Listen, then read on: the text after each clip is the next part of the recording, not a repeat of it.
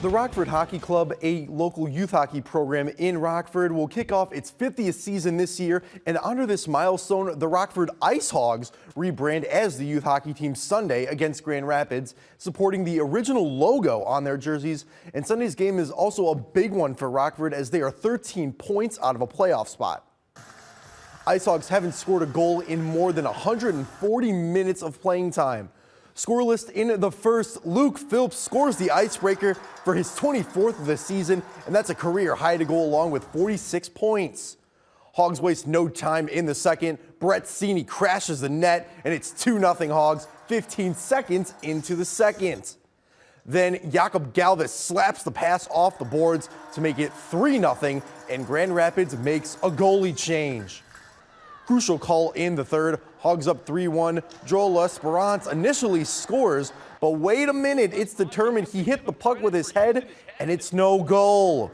Late in the third, Sini puts the game on ice with this empty netter, and the Icehogs pick up a big win 5-1 as they honor the Rockford Hockey Club ahead of its 50th season. I think for the kids, it's really important for them to see that their heroes and professional hockey players wear the same gear that they will be wearing this next season. You can start with our program, and then you may be able to go all the way up to the top and see that the journey goes from one to the other, and we're all part of the same community. If the NBA season ended Sunday, Fred VanVleet and the Toronto Raptors would face the Chicago Bulls in the play-in tournament, as they're the 9th and 10th seeds respectively.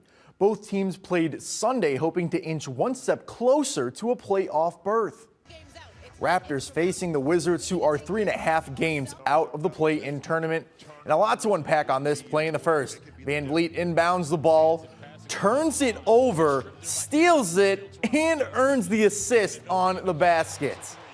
Later in the first, VanVleet fakes the shot, makes the basket, and draws the foul. Then in the second, VanVleet muscles his way through traffic for the basket. Too much for the Wizards. The Raptors up 14. Less than 2 minutes left in the first half. Time winding down on the shot clock. VanVleet, can he shoot it and make it? Yes, he can. He started the game. He finished with 28 points, 7 assists, 4 defensive rebounds, and 3 steals, all in 36 minutes of playing time. And the Raptors picked up a big win, 114-104, your final. Finally, Cubs and Royals from spring training, and this was a home run derby for Chicago. Bottom to Patrick Wisdom with a solo shot to left. He's now homered in back-to-back games.